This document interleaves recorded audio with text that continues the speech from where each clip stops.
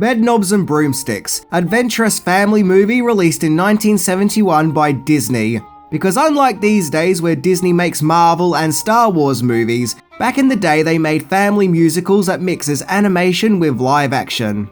Set in England during World War II, local witch in training Eglantine Price, played by Angela Lansbury, is ordered to house 3 siblings, Charlie, Carrie and Paul, whom have been evacuated from London. Where although at first Eglantine and the 3 children don't hit it off, the kids become fascinated with Eglantine's magical but sometimes often flawed witch powers. Where Eglantine puts a spell on a bed knob, which gives its accompanying bed the ability to travel anywhere in the universe. Eglantine and the kids use the bed to travel to London to visit Professor Brown in order to complete a lost and powerful spell, where an exciting, wacky and memorable adventure ensues. I loved this film as a kid. Absolutely loved it. It was the kind of film that all you had to do was pop it in the VHS player and that was me happy and satisfied for the next 2 hours. So today we are going to return to our childhoods to unearth 10 things that you didn't know about this Disney classic. Let's check it out.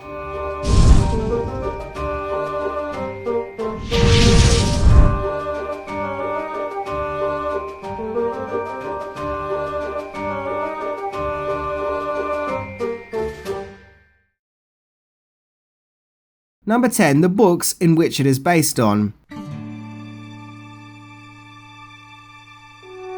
Disney's adaptation of Bedknobs and Broomsticks was based on 2 children's books, those being The Magic Bedknob, which was published in 1945, and Bonfire of the Broomsticks, which was published in 1947. The 2 books were written by British author Mary Norton, who also wrote the Borrowers series.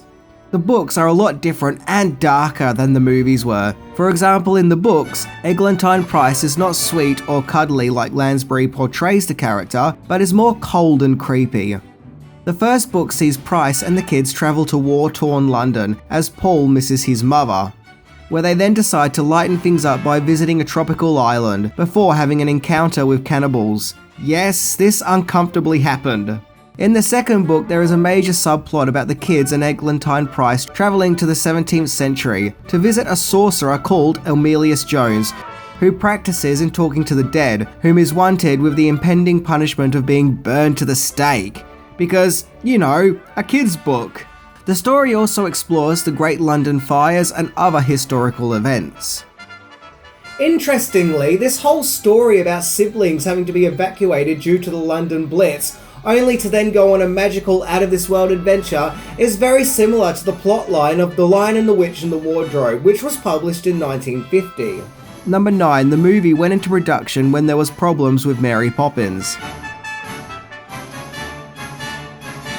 As far as Disney musicals that mix live action with animation goes, Bedknobs and Broomsticks is kind of looked upon as being the one that isn't Mary Poppins. It's similar to Mary Poppins, but just didn't have the pop cultural effect of that movie. Well, Mary Poppins and Bedknobs and Broomsticks productions are kind of intertwined. It actually goes back to 1945, when Disney acquired the rights to the Magic Bedknob book. However, Bedknobs and Broomsticks production wouldn't start until over 15 years later in 1961, when Disney were trying to buy the rights to Mary Poppins. However, due to the issues that were taking place, it was decided to scrap Mary Poppins and focus on Bedknobs and Broomsticks instead. But then as work began on the film, Disney then got the rights to Mary Poppins after all and went straight into production, abandoning Bedknobs and Broomsticks, and Mary Poppins was released in 1964 and was a massive hit. So in 1966, finally, production resumed on Bedknobs and Broomsticks, only to be shut down yet again, due to how similar it was to Mary Poppins. So I guess it was felt its release would be too close to another Disney movie and too similar. The songwriters who were writing the songs for the movie, brother writing team Robert and Richard Sherman, who also wrote the songs for Mary Poppins, really fought hard to get Bedknobs and Broomsticks production back on track. Till finally in 1969, Bedknobs and Broomsticks production was once again officially started, with the film finally being made. So Bedknobs and Broomsticks early production really had this on again, off again, on again, off again thing going on. And if it weren't for the Sherman brothers, then the movie may not have even been made. Number 8. Original choice for Eglantine Price. Once again, back onto Mary Poppins. Given what a massive hit that movie was, Disney initially wanted Julie Andrews to play the part of apprentice witch Miss Price, but Andrews turned the role down.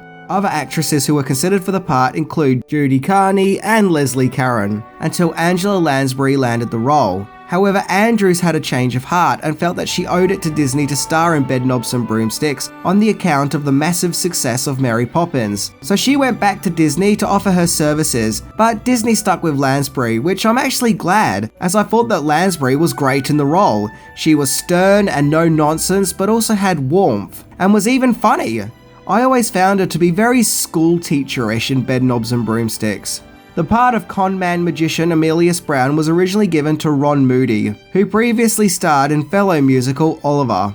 However, he told Disney that he won't star in the movie unless he has top billing, and thus Disney declined, and the part was cast with David Tomlinson in the role, whom had previously played George Banks in Mary Poppins. Number 7. Filming locations. Despite being set in 1940s England, most of Bedknobs and Broomsticks was indeed filmed in California in the United States, namely on Disney sound stages in Burbank, California. Several coastal scenes involving the Nazis was even filmed on a Californian beach. And to give the movie credit, I never would have guessed that this movie was filmed in America. I always felt that Bedknobs and Broomsticks has a real British look and feel, so kudos to them for pulling that off. However, there was some shots filmed in the UK, as a castle in Dorset, England was used as a filming location. Which, incidentally, isn't too far away from where I was born. In fact, I think that when I was a puppy, we even visited that castle. Number 6. Angela Lansbury didn't have the best of time making the movie. Despite the wonderful and even magical performance Angela Lansbury delivers in Bedknobs and Broomsticks, sadly the actress didn't have the best of times making the movie, which she supposedly referred to as acting by numbers, as she felt the shoot was too restrictive, relying too much on schedule over creativity. Lansbury felt that this tight, restrictive way of filming would affect her to be able to fully embrace and perform the character of Eglantine Price, of which each scene had to be performed exactly as depicted in the storyboards, which obviously would leave to little room for interpretation or improvisation. However, despite Lansbury's fears, she delivered a great performance, and you would never think that she was unhappy while making Bedknobs and Broomsticks. Number 5. Battling Bond. Bedknobs and Broomsticks was released in the US on December 13, 1971, and would go on to make $37.9 million on a $6 million budget. The reviews the movie received at the time were okay. Nothing great, but nothing bad.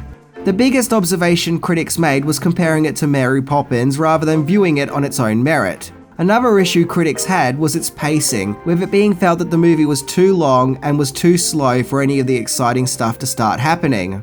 However, Bedknobs and Broomsticks' biggest threat may not have been the critics, but in fact James Bond himself, as the very day Bedknobs and Broomsticks came out, Diamonds Are Forever also came out, which was a massive hit on the account that it saw the return of Sean Connery in the role of 007, as he was absent from the previous movie, in which Diamonds Are Forever would wipe out the box office, making $116 million.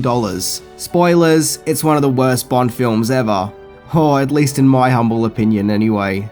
In fact, December 1971 was a big time for cinema in general, as that month also saw the release of A Clockwork Orange, Dirty Harry, Straw Dogs, along with the cinematic version of Steven Spielberg's debut film, Duel. Notice how all the other big movies that Bedknobs and Broomsticks was up against were all about violence and crime and despair. Now, the 70s, particularly the early 70s, was known as being a dark time for cinema, where movies were more serious and pessimistic. Maybe Bedknobs and Broomsticks was just too happy for its time that it came out in. Number 4. Awards. Bedknobs and Broomsticks was nominated for a string of Academy Awards, but ultimately won for Best Visual Effects, beating the British science fiction movie When Dinosaurs Ruled the Earth. However, what's unique about this win is it was the last Academy Award Disney would take home until 1989's The Little Mermaid. It's no secret that the 1980s was a tough time for Disney movies, with the releasing of children's movies that were often considered too dark, or made-for-TV movies that were considered lacking in quality. But when The Little Mermaid was released, it put Disney back in the Academy Award domain. Interestingly, The Little Mermaid features the song Under the Sea, which was inspired by the beautiful briny song from Bedknobs and Broomsticks, which brings me to my next point. Number 3, one of the songs was written for Mary Poppins. Back to the Sherman Brothers and Mary Poppins, whose shadow Bedknobs and Broomsticks can't seem to escape, one of the songs in Bedknobs and Broomsticks, the as-mentioned Beautiful Briny, was originally written to be a song in Mary Poppins. It was to be sung in a scene where Mary and the children sail off in Admiral Boom's ship house. The song, however, was vetoed from Mary Poppins, only to be reworked in Bedknobs and Broomsticks, where the bed takes Price, the children, and Professor Brown to the mysterious animated underwater landscapes of the island of Naboo. In addition to that, there is also a famous story that when the Sherman Brothers wrote the song Eglantine, which was to be performed by the Professor Brown character, and sung it to Walt Disney, he fell asleep. Yeah, that's pretty awkward. But despite the accusations that the song put Disney himself into a state of 40 winks, the song was still used in the movie. And sadly, Walt Disney passed away in 1966, and thus never got to see Bedknobs and Broomsticks on the big screen, despite being part of the movie's early production, making this and Jungle Book one of the last movies he worked on before he died. Number 2, Roddy McDowall cut to size.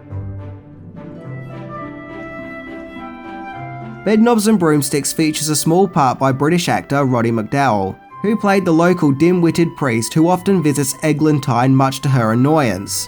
Roddy McDowall was becoming a big actor at the time, having starred in the Planet of the Apes. So why did he agree to take on such a tiny, inconsequential role in Bedknobs and Broomsticks? Well, because his part was actually bigger, with most of his scenes being cut from the final film, giving him less than 10 minutes of screen time despite having third billing in the cast.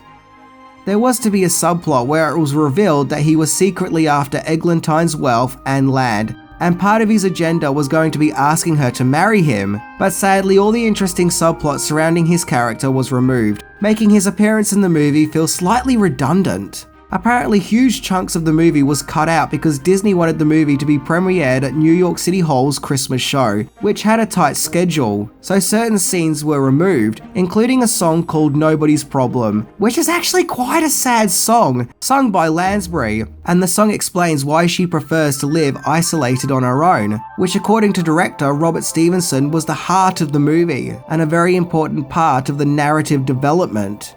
And of course there was the famous removal of the song Step in the Right Direction. Several of the deleted scenes would eventually get restored in a 1996 restoration. As for Roddy McDowall, well, never mind, he still had appearing in Fright Night 14 years later to look forward to. Number 1, where are they now?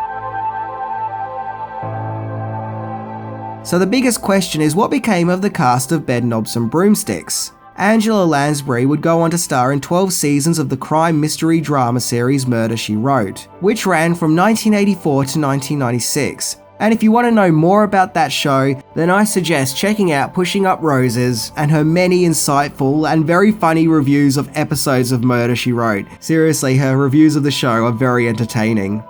Lansbury is still turning up in small roles on both stage and on screen, despite her age of 93 years, which is amazing. David Tomlinson, who played Mr. Brown, sadly passed away in the year 2000, as did Roddy McDowall in 1998. Ian Wayhill, who played Charlie, never acted since Bedknobs and Broomsticks. Word is that he is now a taxi driver for Southwest Trains. Roy Snart, who played Paul, became an entrepreneur and owns a successful IT company. Cindy O'Callaghan, who played Carrie, would continue to act in small roles, particularly a small role in the morbidly depressing British soap drama EastEnders, as well as Casualty and The Bill, where in 2001 she gave up acting to become a child psychologist.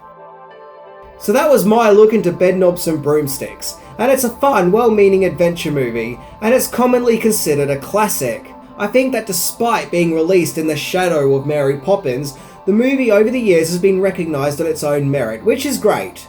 Anyway, I'm Minty, and Disney, please don't remake this film. It is perfect just the way it is. Please, resist temptation. You must resist. See ya.